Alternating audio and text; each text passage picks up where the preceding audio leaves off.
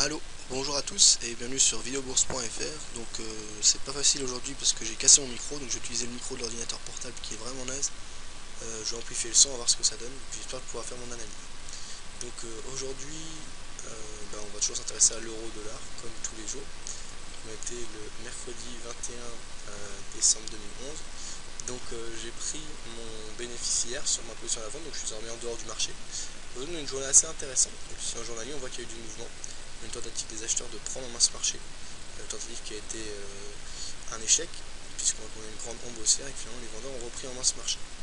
On est resté bloqué sous la résistance sur le baissière, on a tenté de repasser au-dessus de l'ancien support horizontal qui aurait pu jouer un rôle de résistance, ça n'a pas été le cas. Mais toutes les clôtures se sont faites en dessous, donc pour le moment on peut toujours regarder ces seuils. Et le mouvement baissier n'a absolument pas remis en question, puisque aucun des seuils de résistance n'a été franchi en fin de journée. Voilà ce qu'on peut dire techniquement. Alors fondamentalement, en gros, ce qui a surtout motivé la journée, alors ce qui est intéressant de voir quand on est en mouvement, c'est comment se décompose le mouvement. Alors pour ça on va sur du court terme, et on voit à court terme ici en M15, alors on peut déjà supprimer ce canal haussier, voilà, également ces retracements de Fibonacci. Donc ce que l'on voit ici, c'est qu'on a eu une première part de la journée qui a été haussière, on a été largement haussier jusqu'à 11h, 15h française. Alors précisément vers 10h45, 11h, on a eu des annonces de la BCE qui confirmaient les 500 milliards de prêts qui sera accordés à 125 banques européennes, je crois, ce qui va leur permettre quand même de respirer, de prendre un peu plus de risques au niveau des prêts, etc. Donc d'apporter de la liquidité. Donc ça, dans un premier temps, c'est un bon signe puisque ça permet aux banques de souffler. Donc on a eu une accélération haussière, et bien sûr cet argent ne sort pas de nulle part. Derrière, ça engendre des prêts et donc on continue dans l'engrenage européen avec la dette souveraine, etc. On ne change pas de sujet, donc on reste toujours dans cet engrenage. Donc dans un premier temps, c'est interprété comme positif pour l'euro, simplement 15 minutes, quelques minutes avant que les vendeurs reprennent assez fortement moins de marché. On a terminé sur une journée largement négative. Donc c'est bien cette annonce de la BCE qui a amené l'essentiel du mouvement de la journée. Pour ma part, comment j'interprète, c'est nécessaire, je pense. Maintenant, ça règle absolument pas le problème. Donc pour moi, de toute façon, c'est pas une mauvaise chose ce qui a été fait, ce qui a été annoncé aujourd'hui. C'est bien à court terme, et pour que ce soit efficace, il faut que derrière soit suivi de mesures politiques cohérentes dans le but d'avoir une cohésion politique, budgétaire et économique européenne. Et ça se fera au fur et à mesure des réunions, ce sera pas simple à mettre en œuvre et tout va dépendre des dirigeants des différents pays, également des niveaux de tension dans les différents pays. On a vu qu'en Grèce c'est vraiment parti en vrille. On va voir comment ça se passera en Italie, avec le FMI qui va débarquer en Italie en 2012 pour mettre de la pression. On verra comment ça se passe en Espagne avec un nouveau gouvernement, notamment un ministre de l'économie en Espagne qui est de chez Goldman, qui est un ancien de chez Lehman Brothers, donc qui a fait faillite. Comme j'ai ouvert un sujet sur le forum, je demande pourquoi les artisans de la crise ont autant la cote en Europe, avec Mario Draghi, responsable de la Banque Centrale Européenne, Mario Monti en Italie, ministre de l'économie, c'est, je ne sais plus son nom, un espagnol, un ancien chez Lehman Brothers, donc c'est assez étonnant quand même. Bref, pour enchaîner, on verra ce que ça donne en Europe. À court terme, je pense que c'est une bonne chose, ça a été mal interprété par les marchés dans un premier temps. On verra ce que ça donne par la suite. En tout cas, ça permettra aux banques de respirer un petit peu. Autre nouvelle, on a la Hongrie qui a encore vu sa note s'abaisser d'un cran. Qu'est-ce qu'on a d'autre? Je crois que c'était à peu près tout au niveau des nouvelles importantes. On a eu des chiffres par rapport à l'économie européenne et américaine qui n'ont pas été excellents, notamment un chiffre important par rapport à l'économie américaine. Donc je vais vous le donner tout de suite. Donc c'était à 16h en française, les ventes de maisons existantes qui étaient attendues à 5.03 sont tombées à 4.42. Pas d'autres chiffres majeurs, mais plusieurs petits chiffres au fur et à mesure de la journée, qui dans l'ensemble ont été plutôt négatifs et inférieurs aux attentes en tout cas. Voilà, donc techniquement on repasse en journalier. Donc pour moi le contexte reste toujours le même. Bravo à ceux qui ont réussi à cerner le mouvement au cours de la journée et à prendre position sur le retest de la résistance oblique baissière pour entrer à la vente. Après on verra, ce sera un mauvais trade, mais en tout cas dans l'idée c'était une bonne chose, c'est-à-dire attendre le retest d'une résistance oblique baissière. On l'a pas eu tout à fait, on est un peu en dessous. Vous savez que je ne parle pas de zone précise, je préfère parler de zone. Donc on est retourné quand même dans la zone de cette dernière, donc ceux qui ont réussi à rentrer à ces niveaux et à cerner le retournement éventuel au moment de l'annonce de la BCE, bravo à eux. Moi pour ma part, ce que je vois aujourd'hui, c'est une faiblesse techniquement des acheteurs qui ont du mal à prendre le dessus sur les vendeurs, et quand on a des nouvelles de ce type, en fait c'est des nouvelles on a du mal à dire si elles sont bonnes ou mauvaises, puisque d'un côté ça va relancer l'économie à court terme, et de l'autre ça va créer encore des tensions au niveau de l'Europe et de la BCE, pour la stabilité de l'euro, et parce que c'est pas de l'argent qu'on crée, c'est parce que derrière ça génère des emprunts. Voilà, c'est pas de l'argent qui tombe du ciel, bien sûr. Donc, toujours de la tension au niveau de la dette, etc. Donc on voit qu'en tout cas sur ce type de nouvelles, qui ni bonne ni mauvaise, ce sont les vendeurs qui prennent le dessus, et les acheteurs ont du mal à maintenir un cap aussi. Donc aujourd'hui techniquement c'est une journée baissière que l'on a, avec un beau symbole de faiblesse de la part des acheteurs, des vendeurs qui reprennent assez fortement en main de marché. Rentrer à la vente sur un tel niveau n'est pas incohérent. Moi pour ma part c'est pas un signal suffisant. Comme j'ai dit, soit j'attends un vrai rebond, puisque là je suis dans la zone de 61,8% de retracement de la dynamique haussière qu'on avait eu depuis les plus bas de 2010, de juin 2010 avec la découverte de la situation réelle de la Grèce. Pour moi c'est une zone de rebond potentiel, donc c'est pas le moment de rentrer à la vente, sauf en cas de cassure de précédents plus bas, donc de breakout. On va les repérer d'ailleurs ces précédents plus bas, qui sont ici à 1.2943. Par exemple un sell stop à 1.2940 me semble cohérent. Au-dessus de ça, je rentrerai en cas de correction plus importante, on verra sur les seuils dont j'ai parlé la dernière fois, là au niveau des 23,6%, 38,2, le mouvement baissier qu'on avait depuis le 27 octobre. Pour l'instant, moi toujours en dehors du marché, donc toujours neutre, et si je devais donner un avis plutôt baissier, pour le moment ce serait toujours un avis plutôt baissier, parce que les acheteurs ne trouvent pas qu'ils sont capables de reprendre dans ce marché et qu'on est toujours en dessous de toutes les zones de résistance. Voilà, donc rentrer à la vente maintenant c'est pas incohérent, maintenant moi je le fais pas, pour moi j'ai pas d'argument suffisant, que ce soit fondamentalement ou techniquement. Si on le fait, je peux à la limite le comprendre, que si on rentre à l'achat maintenant par contre j'aurai beaucoup de mal à comprendre. Alors si on le fait, on peut se stopper de manière intelligente au-dessus des plus hauts de la journée, du 21, pour moi c'est toujours 21 ici.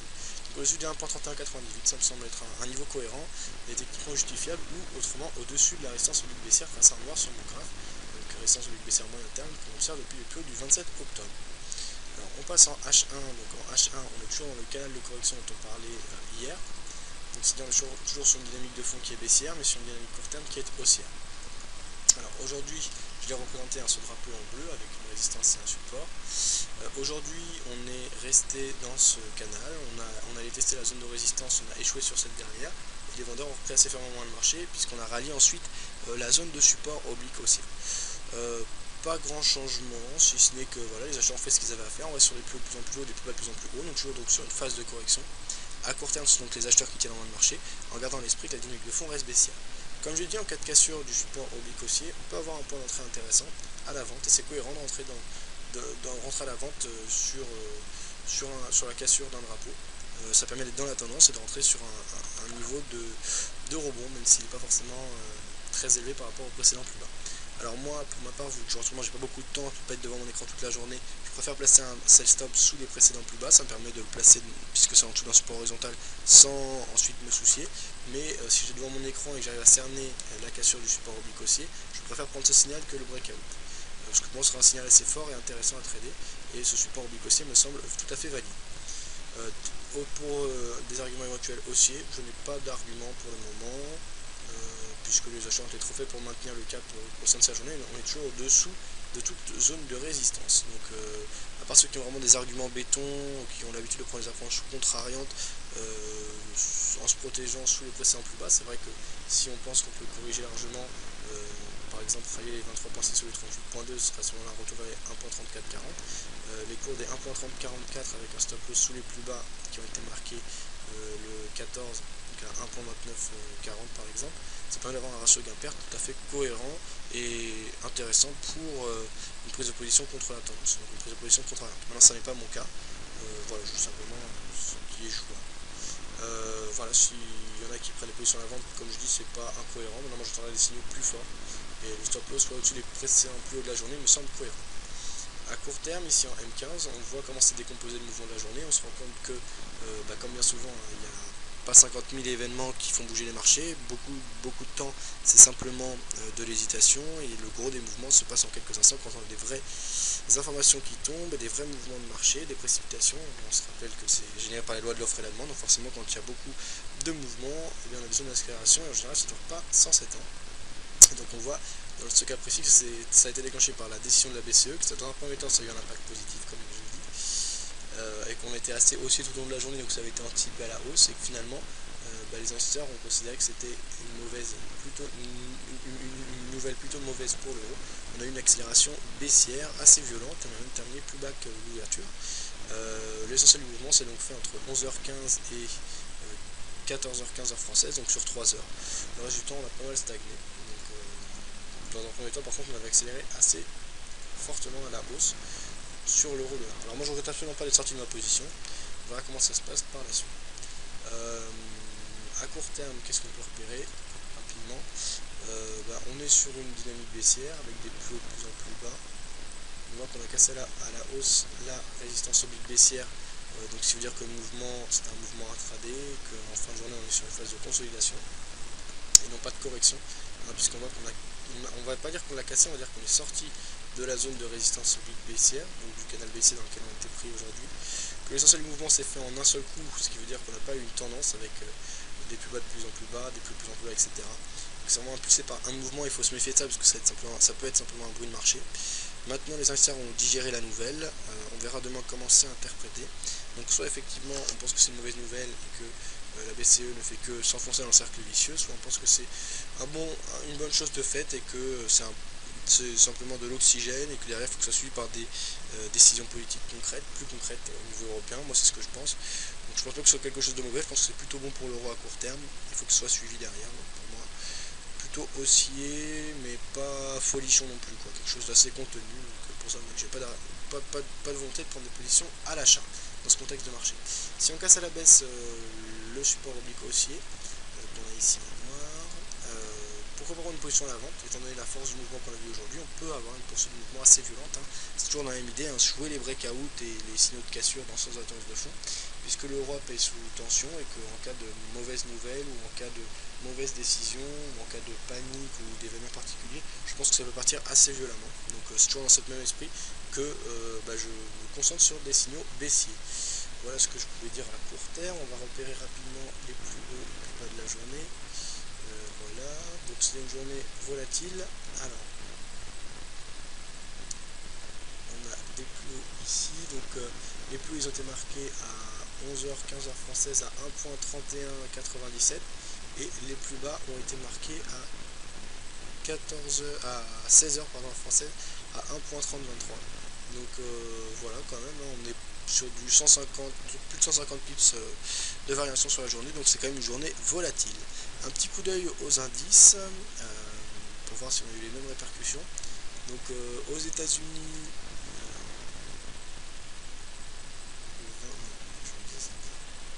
c'était le pétrole, mais le pétrole est fini, je vais en nouveau.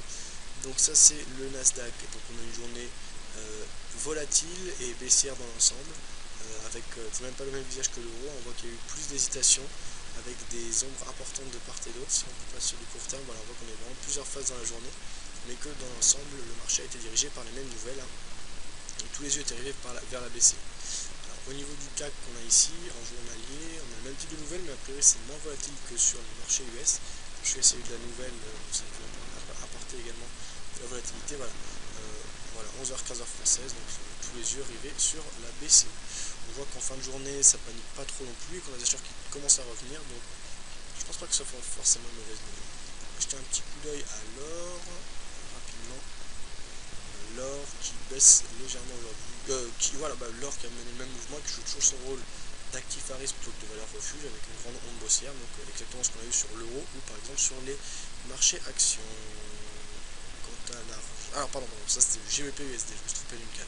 Pas grave, on peut se rendre compte que le câble a réagi de la même manière que l'euro dollar, ce qui veut dire que la BCE joue un rôle important et que l'Europe est au cœur des préoccupations, et que même par exemple l'Angleterre qui se détache de l'Europe et qui tente de jouer un jeu un peu solo, qui n'est pas non plus dans l'euro, etc., est impacté directement par la crise européenne, et que dans ce marché interconnecté, en fait il faut surtout se rendre compte de ceux qui jouent l'actif à risque et ceux qui jouent la valeur refuge plus que du produit observé, puisque désormais on voit que tout est corrélé, en tout cas en cas d'événement macroéconomique important comme ce que l'on a actuellement par rapport à la zone euro. Sur l'or, on voit que l'or a joué son rôle d'actif à risque et non pas de valeur refuge, avec l'ombre grossière comme ce que l'on a eu sur l'euro ou les actifs à risque tels que les marchés actions, l'or en ce moment, etc. Donc voilà, c'est à peu près tout ce que je voulais dire. Alors, petite chose. Oui, pardon. Pour résumer mon point de vue en quelques mots. Donc mon point de vue est toujours baissier. Je ne serai pas vendeur au cours actuel. J'attendrai un signal plus fort qui pourra être un des points suivants. Soit la cassure des plus bas marquée le 14 décembre dernier à 1.2942. Je conseille alors un sell stop à 1.2940, enfin je conseille rien du tout, c'est mon avis, 1.2940 ou 1.2930, 1.2935, bref en dessous de ce niveau. Stop loss au-dessus des plus hauts qui ont été marqués ce jour, donc à 1.3196, on pourra remplacer son stop loss à 1.32 ou 1.3210. Autre stop loss possible, le placer le long de la résistance oblique baissière tracée en noir, ce qui permet d'avoir un stop loss qui se réduit au fur et à mesure que le temps passe, puisqu'on aura un stop loss qui longera cette résistance oblique baissière. Autre possibilité, si on va sur les plus court terme, on voit qu'on a un drapeau qui s'est mis en place, donc jouer la cassure de ce dernier avec le même stop loss. Au niveau des objectifs, toujours pas d'objectif, étant donné que je suis dans la tendance et que je pense qu'on peut avoir des mouvements assez francs, je laisserai courir mes gains éventuels jusqu'à ce que je sente un affaiblissement du mouvement en cours, que les acheteurs tenteront de reprendre en main le marché. Voilà. Pas d'avis haussier, ceux qui veulent le jouer et qui ont l'habitude d'avoir une approche contraire de ceux qui ont des arguments haussiers, peut-être attendre des choses plus concrètes comme la cassure de cette résistance oblique baissière tracée en noir ou une clôture au-dessus des précédents plus bas qui sont représentés sur le graphique journalier ici par le support horizontal des 1.3139 dont on est passé au-dessus aujourd'hui mais on n'a pas réussi à clôturer. Le stop loss sera placé au-dessous des précédents plus bas significatifs qui ont été marqués le 14. L'objectif ça peut être, si on se place en H1, différents retracements de Fibonacci que l'on peut calculer en prenant en compte la tendance baissière que l'on a eu depuis les plus hauts du 27 octobre jusqu'au plus bas du 14 décembre. Voilà, je pense avoir fait le tour sur l'euro-dollar. Bonne journée à tous et à bientôt sur videobourse.fr. Désolé pour le son qui n'était pas top, je vais racheter un micro très rapidement pour avoir une qualité de son comme auparavant. Ciao.